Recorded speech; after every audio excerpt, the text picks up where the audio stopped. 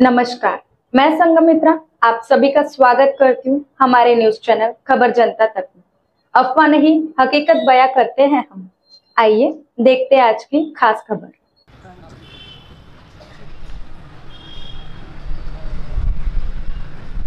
ओबीसीची मागणी काय आहे तर जात गणना झाली।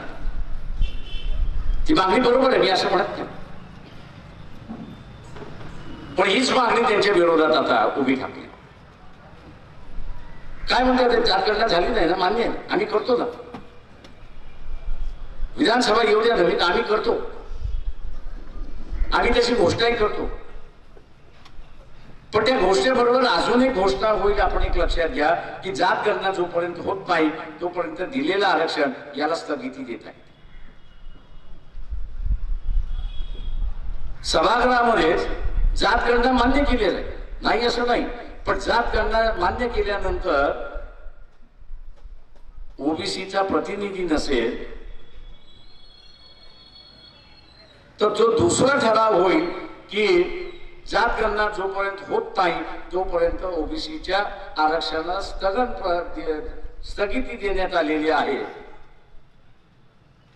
ओबीसीचा प्रतिनिधी असेल तर मंजूर झाला, मंजूर झाला तर काय, जनगणना 5 वर्ष चालते की 10 वर्ष चालते कोणाला माहिती, आणि जनगणना नाही तोपर्यंत आरक्षण नाही।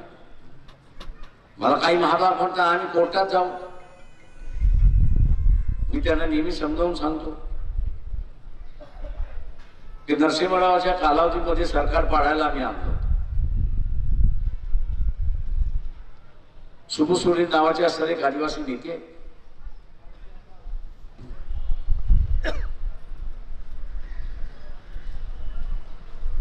काँग्रेसवाल्यांनी सुबुसुरीला आपल्याकडे करून घेतलं। साधा सुद्धा आदिवासी, सरळ सुद्धा आदिवासी, त्यांनी त्याच्याकडे करून घेतल्यानंतर त्याला पैसे दिले। या पठ्ठ्याने पैसे उचलले आणि स्टेट बँक पार्लमेंटमध्ये जे आहे त्याचं खातं जे आहे त्या खात्यामध्ये जाऊन टाकले 30 लाख। आम्ही त्याला म्हटलं अरे तू 30 लाख खात्यात का टाकले, तो म्हटला करू काय, त्यांनी दिले मी टाकले।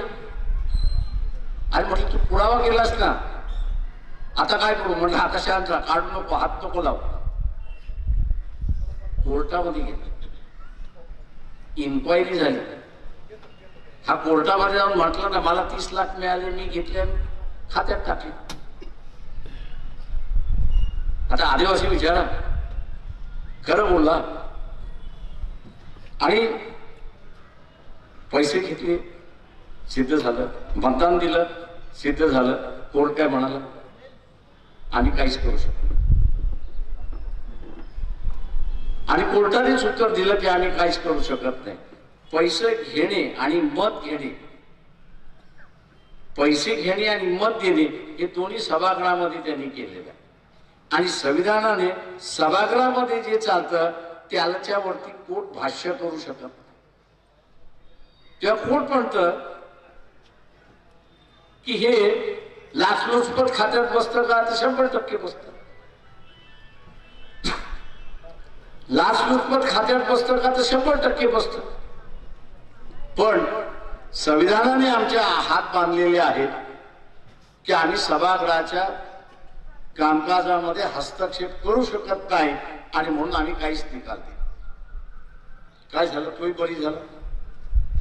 उद्या सभागृहामध्ये ठराव झाला, काही महाभारत म्हणतात की आपण कोर्टात जाऊ, सभागृहामध्ये ठराव झाला की ओबीसीच्या आरक्षणाला स्थगन द्यायची, कोर्टात जाऊन काय होणार आहे, त्याच सोबीसोडींचा निर्णय जो आहे तो पुढे येईल की सभागृहाचा निर्णय आम्ही काहीच त्या ठिकाणी करू शकत नाही। आणि म्हणून आताच विधानसभेच्या निवडणुका आहे, या विधानसभेच्या निवडणुकीच्या अगोदरच जर इथला ओबीसीने असणारा आपला लढा सुरुवात केला तर अधिक चांगला असं मी त्या ठिकाणी मानतो। हा जो राजकीय लढा आहे, या राजकीय लढ्याचं सामाजिक लढाई करण्याची सुरुवात झाली, सामाजिक लढाईमध्ये परिवर्तन करण्याची सुरुवात आहे। मी आवाज इथल्या सगळ्या ओबीसीच्या कार्यकर्त्यांना करतोय की आपला राजकीय लढा हा राजकीय लढाच राहिला पाहिजे, तो सामाजिक लढा होता कामा नये, तो द्वेषाचा लढा होता कामा नये, ही आपण असणारा दक्षता त्या ठिकाणी बाळगली पाहिजे, ती आपण बाळगली। जुड़े रहिए हमारे साथ और देखते रहिए खबर जनता तक। अफवाह नहीं, हकीकत से रूबरू कराते हैं। लाइक सब्सक्राइब अवश्य करें। धन्यवाद।